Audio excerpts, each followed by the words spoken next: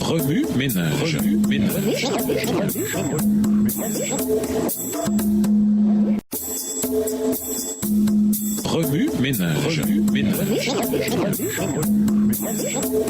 Bienvenue dans votre émission Remue Ménage. Nous voilà à la leçon de mardi.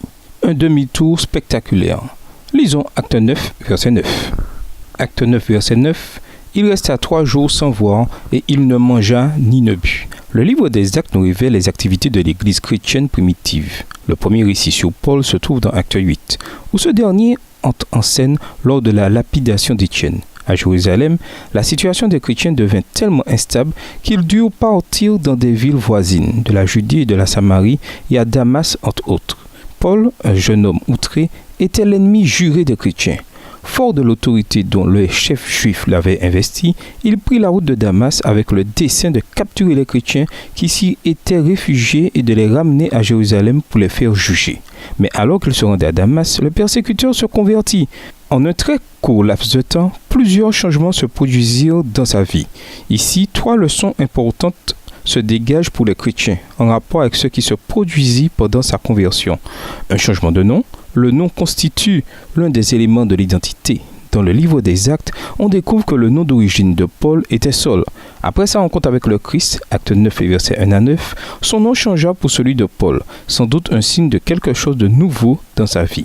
Quand l'individu accepte le Christ, son identité change. Il commence alors un nouveau parcours avec son Sauveur. L'onction.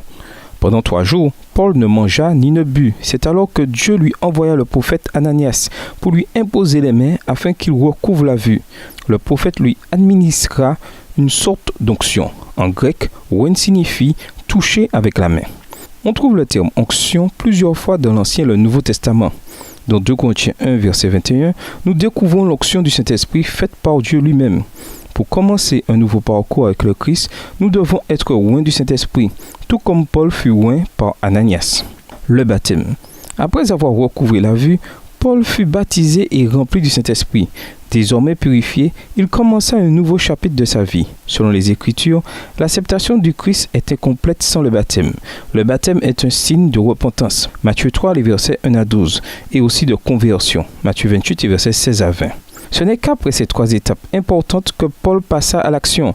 Il commença à prêcher directement à Damas. Dès qu'on est prêt pour le Christ, rien ne sert d'attendre. À l'instar de Paul à Damas, vous pouvez commencer directement là où vous êtes. Remue ménage, bien que notre nom ne soit pas changé à notre conversion, que devons-nous abandonner en acceptant le Christ? Que signifie lui, il vous baptisera avec le Saint-Esprit. Marc 1, verset 8. Au revoir et à demain si Dieu veut. Remue ménage. Remue